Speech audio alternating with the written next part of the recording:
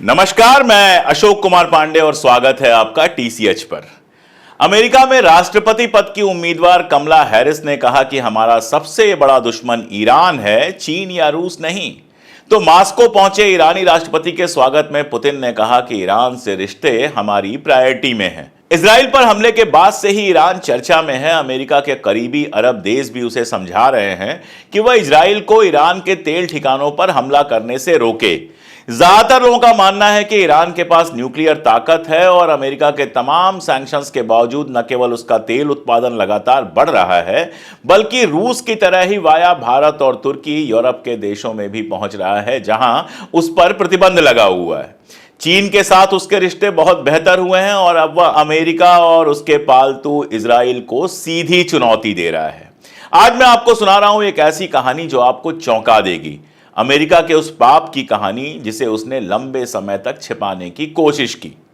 1953 में 1953 में ईरान में एक ऐसी घटना घटी जिसने न केवल ईरान बल्कि पूरे मिडिल ईस्ट और दुनिया की राजनीति को हमेशा के लिए बदल दिया।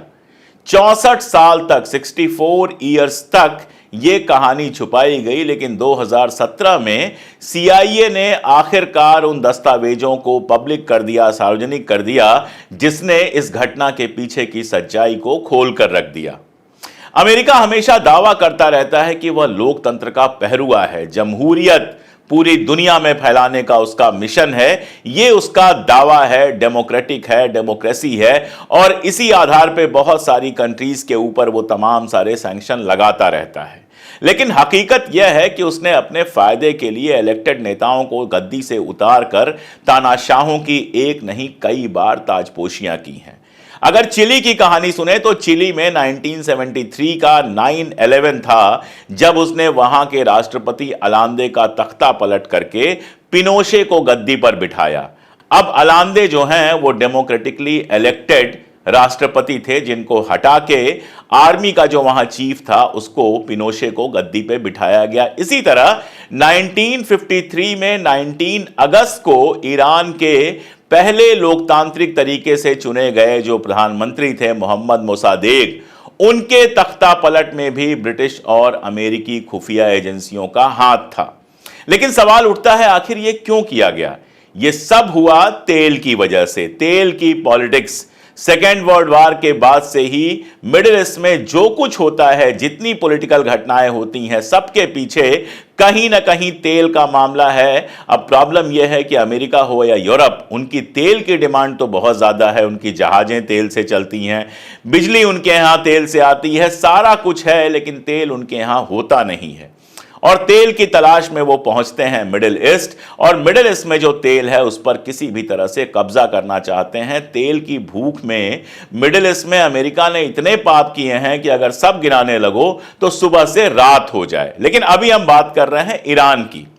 ईरान की जो विशाल तेल संपत्ति है, खास तौर पर एंग्लो ईरानी ऑयल कंपनी एक थी, जहां पे रिफाइनरी ब्रिटिश सरकार की बनी थी, लेकिन तेल पूरा का पूरा ईरान का था। वो ब्रिटिश गवर्नमेंट के लिए बहुत ज्यादा इंपॉर्टेंट थी।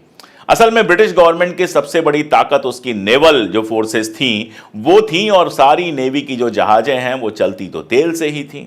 तो इस कंपनी से जो निकलने वाला कच्चा तेल था वो न केवल ब्रिटेन की इकोनॉमी के लिए बल्कि उसकी नेवल आर्मी, नौसेना के लिए भी लाइफलाइन था। सेकेंड वर्ल्ड वॉर के बाद से ही खाड़ी के तेल पर अमेरिका और ब्रिटेन की नजर बनी रही थी, और इसी लालच में इन दोनों ने मासूम फलस्तीनियों के सीने पर इजराइल को बिठा दिया था। दुनिया की सबसे बड़ी तेल रिफाइनरी थी अबादान, जहां हर साल लाखों टन कच्चा तेल प्रोसेस होता था। लेकिन तेल ईरानियों का था और ईरानियों को इसका कोई फायदा नहीं होता था। ब्रिटिश गवर्नमेंट ईरान के तेल से मुनाफा कमा रही थी, प्रॉफिट कमा रही थी, लेकिन इसके बदले ईरानियों को जो रॉयल्टी मिलती थी वो बेहद कम मिलती थी। 1940 का जो दशक था, 1940 का जो दशक था उसके एंड में और 1950 के दशक की शुरुआत में ईरान में इस बात को लेकर असंतोष लगातार बढ़ता गया कि उसके तेल पर विदेशी ताकतों का कब्जा है। अब वहां शाह था उस जमाने में, और शाह जो था वो अमेरिकन ब्रिटिश पिट्ठू था, तो वो तो बड़ी खामोशी से अपनी अय्याशी का इंतजाम करते हुए जनता को लगातार गरीबी में, गुर्बत में रखे हुए सारा फायदा अमेरिका और इंग्लैंड को उठाने दे रहा था, लेकिन वहां की जनता नाराज हो रही थी। 1951 में मोहम्मद मोसादेक जो है वो प्रधानमंत्री बने।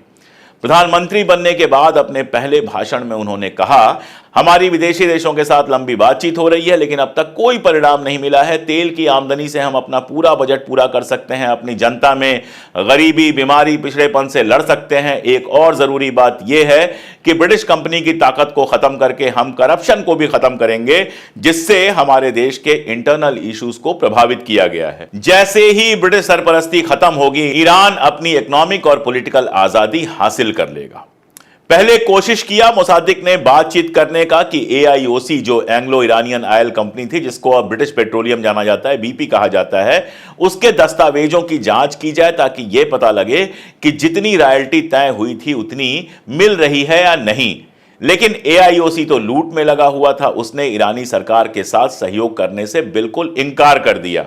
तो जो वहां की मजलिस थी, जो वहां की पार्लियामेंट थी, उसने ईरान की जो तेल का पूरा मामला था, तेल का उद्योग था, उसको प्राइवेटाइज से गवर्नमेंट का करने का, यानी उसका पूरी तरह से नेशनलाइजेशन करने का फैसला लिया। और जो ब्रिटिश ऑयल कंपनी थी उसको नेशनलाइज करके जो उसके रिप्रेजेंटेटिव्स थे उनको ईरान से बाहर निकाल दी और यह घोषणा की कि अब ईरान का तेल सिर्फ ईरान का होगा। यही नहीं, बेरोजगारों के लिए भत्ता शुरू किया। कंपनी के मालिकों से कहा कि तुम्हारे यहां बीमार और घायल जो मजदूर हैं उनका इलाज कराओ, उनको फंड दो। बेगारी का जो सिस्टम वहां चलता था उसको पूरी तरह से खत्म कर दिया। किसानों की इनकम बढ़े इसके लिए इंतजाम किया और ईरान में एक तरह से नई सुबह हुई, एक नई तरह की मॉडर्निटी आई और जिससे अमेरिकी और ब्रिटिश लुटेरों को दिक्कत होनी लाजिम थी। इसके पहले तक तो वो वहां के शाह को अपने कब्जे में रखकर खुली लूट मचा रहे थे। इस लूट को जारी रखने के लिए बहुत जरूरी था कि मोसादेक को गद्दी से हटाया जाता, क्योंकि मोसादेक के रहते ये लूट एकदम पॉसिबल नहीं था। तो उन्होंने वही किया जो उनको आता है, साजिशें शुरू की। सबसे पहले तो उन्होंने ईरान के ऊपर सैंक्शन लगा दिया और अबादान रिफाइनरी को ठप कर दिया। लेकिन जनता अब भी अपने प्रधानमंत्री के साथ थी, मोसादेक के साथ थी। तेल ईरान का था तो उसका फायदा ईरान को ही मिलना चाहिए था। कोशिश यह शुरू हुई कि अपनी रिफाइनरी बनाया जाए और तेल को दुनिया भर में पहुंचाया जाए। इधर ब्रिटेन और अमेरिका ने पहले कोशिश की कि ईरान के नेताओं को खरीद लें, लेकिन खास कामयाबी नहीं मिली। इंग्लैंड और अमेरिका के पास जो इकलौता बंदा था वो उनका जी हजूर शाह था। उसे फिर से गद्दी पर बिठाने के खेल शुरू हुए और यहीं से शुरू होता है ऑपरेशन अजाक्स, अमेरिका और ब्रिटेन की साझा साजिश। इसके सारे पेपर बाहर निकल आए हैं और इनको पढ़ने के बाद समझ में आता है कि डेमोक्रेसी का दावा करने वाले ये मुल्क कितने ज्यादा गिरे हुए हैं और अपने फायदे के लिए क्या क्या कर सकते हैं। इस तख्ता पलट को पूरी तरह से अंजाम देने की जिम्मेदारी दी गई CIA को। अमेरिका का राष्ट्रपति था आइजनहावर और ब्रिटेन का प्रधानमंत्री था विंस्टन चर्चिल। उन दोनों के बीच बातचीत हुई और उसके बाद यह योजना बनी। CIA का एजेंट था केर्मिट रूजवेल्ट, जो अमेरिका के एक्स प्रेसिडेंट थियोडोर रूजवेल्ट का पोता था। उसको इसका लीडर बनाया गया। 4 अप्रैल 1953 को CIA को इस ऑपरेशन के लिए $1 मिलियन का बजट दिया गया, $10 लाख का बजट दिया गया कि कैसे भी इसका इस्तेमाल करो और मोसादेक को गद्दी से हटाओ। इसके बावजूद 6 अगस्त 1953 को पहली बार मोसादेक को हटाने की कोशिश असफल रही है। जो नक्शा आप देख रहे हैं इसमें बहुत डिटेल दिया हुआ है कि ईरान के किन किन जर खरीद गुलामों को पैसा दिया गया था और उनको कौन कौन सी पोजीशन पे रहना था, कितने कितने लोगों को लेकर जुलूस में आना था, कैसे इसमें आर्मी को शामिल होना था। यह सारा कुछ इसमें बहुत डिटेल में इस नक्शे में, इस तस्वीर में आप देख सकते हैं। फाइनली 19 अगस्त को तख्ता पलट की दूसरी कोशिश सफल रही। इस पूरे दौर में ईरानी जनता मोसादेक के साथ रही, लेकिन CIA और ब्रिटिश MI6 द्वारा भेजे गए भाड़े के सैनिकों और स्थानीय गुंडों ने सड़कों पर उत्पात मचाया। मोसादेक को हटा दिया गया और शाह मोहम्मद रजा पहलवी को वापस सत्ता में लाया गया। मोहम्मद रजा पहलवी और अमेरिका का राष्ट्रपति खुली जीप में ईरान में घूमे। अमेरिका और इंग्लैंड एक चुनी हुई सरकार को हटाकर अपना प्यादा बिठाने में कामयाब हुए। शाह की सत्ता में वापसी ने ईरान को फिर से एक तानाशाही शासन में बदल दिया। पहले डेमोक्रेसी थी, खुलापन था, वो सब खत्म हुआ और पूरी तरह से तानाशाही आ गई। जिसने भी आवाज उठाई उसका दमन किया गया और इस तानाशाही का समर्थन अमेरिकी और ब्रिटिश सरकार ने किया। दोनों मुल्कों की सेनाएं ईरान के अंदर थी कि कोई भी अगर आवाज उठाए तो उसकी आवाज दबा दी जाए। तेल की जो बिक्री थी उसका एक छोटा सा हिस्सा ईरान को देकर बड़े हिस्से की लूट शुरू हो गई। यही नहीं, वहां की सोसाइटी में जबरदस्ती अमेरिकी तौर तरीके लागू किए गए। पर्दे वाली जो औरतें थीं उनको सरेराह बेइज्जत करके हिजाब उतरवा दिए गए। शराबें बहने लगी। वहीं दूसरी तरफ गुर्बत और बेरोजगारी चरम पर पहुंच गई। मोसादेक को पहले ही गिरफ्तार कर लिया गया था, उन्हें उनके ही घर में नजरबंद कर दिया गया और जब 5 मार्च 1967 5 ऑफ मार्च 1967 को उनकी मौत हुई तो उनके घर की बैठक में ही उनको दफना दिया गया। डर यह था कि बाहर अगर कफन दफन हुआ तो अवाम भड़क जाएगी। लेकिन एक तरफ यह सारा तमाशा चल रहा था, दूसरी तरफ आवाम के अंदर गुस्सा भड़कता जा रहा था। वहां के जो लीडर थे, धार्मिक लीडर थे, खुमैनी साहब, आयतुल्लाह खुमैनी, उनको मुल्क से बाहर भेज दिया गया था। 1978 आते आते यह गुस्सा अपने उरूज पर पहुंच गया। देश भर में हड़तालें शुरू हो गई। मसाजिद में हजारों लोग जुटने लगे। सड़कों पर रोज जुलूस निकलते जिनके हाथों में आयतुल्लाह खुमैनी की तस्वीरें होती थीं। आखिर में शाह मोहम्मद रजा पहलवी अपनी बेगम फराह के साथ छुट्टी मनाने के बहाने 16 जनवरी 1979 को मुल्क से बाहर गए तो पूरे देश में शोर हो गया कि शाह भाग गया। हालात ऐसे थे कि शाह के लिए रुकने का मतलब था गिरफ्तारी और यह भी पॉसिबल था कि उनको एग्जीक्यूट कर दिया जाता। तो वो भागकर अमेरिका चले गए जहां से लौटकर कभी नहीं आए और 13 महीने बाद वहीं उनकी मौत हो गई। आयतुल्लाह खुमैनी ईरान में वापस आए और देश के धार्मिक नेता बने। इसी को 1979 का ईरानियन रिवॉल्यूशन कहते हैं। दरअसल 1953 का तख्ता पलट सिर्फ ईरान के लिए नहीं बल्कि पूरे मिडिल ईस्ट की पॉलिटिक्स के लिए एक निर्णायक मोड़ था, एक फैसलाकुन मोड़ था।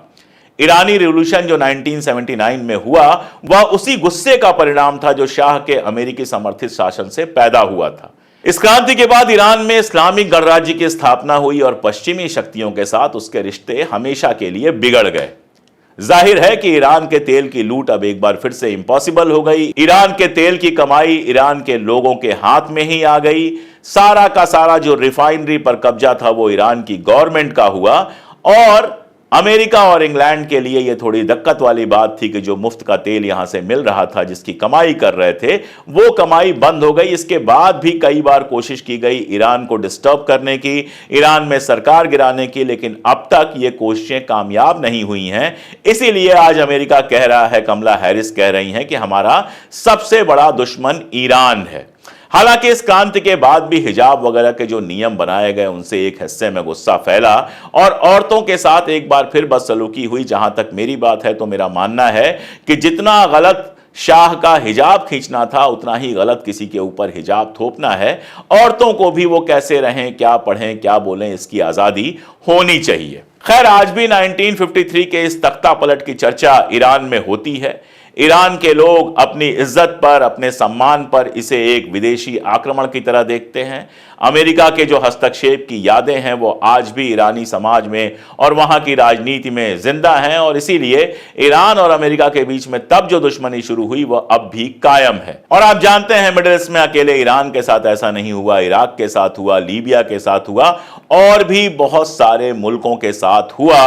पूरी दुनिया में डेमोक्रेसी की बात करने वाला अमेरिका मिडिल ईस्ट में सिर्फ और सिर्फ ऐसी सरकारें चाहता है जहां वो अपनी वाली चला सके। इराक में आप जानते हैं सद्दाम हुसैन को हटाने के बाद वहां के तेल और वहां के गेहूं पर पूरा अधिकार अमेरिका का है। और अभी जब इजराइल और ईरान की लड़ाई की चर्चा चल रही है तो इराक की जो मिलिशिया है उसने बहुत साफ दावा किया है कि अगर अमेरिका इजराइल के साथ खड़ा होगा और इजराइल ईरान के ऊपर हमला करेगा तो जो इराक के अंदर अमेरिकी बेसेज हैं उनके ऊपर हम सीधा हमला करेंगे। तो पूरे मिडिल ईस्ट को जंग की आग में अगर किसी ने झोंका है, उनके बीच में लड़ाइयां करवाई हैं, सरकारें गिरवाई हैं, तो वो अमेरिका रहा है। आज भी जो कुछ हो रहा है वो अमेरिका की वजह से ही हो रहा है। इजराइल एक तरह से अमेरिका की चौकी है मिडिल ईस्ट के बीच में, जहां से उसकी सेनाएं, जहां से उसका इंटेलिजेंस सारे मिडिल ईस्ट पे नजर रखते हैं। इसीलिए इजराइल कितने भी पाप कर ले, अमेरिका हमेशा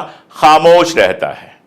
तो ये थी 1953 के तख्ता पलट की कहानी, जिसका मैंने बताया कि सिर्फ ईरान नहीं बल्कि पूरे मिडिल ईस्ट और वेस्ट की पॉलिटिक्स पर गहरा असर है, जो इस बात का सबूत है कि अमेरिका बात भले कितनी भी डेमोक्रेसी की कर ले, लेकिन असल में उसने तानाशाहों को हमेशा आगे बढ़ाया है।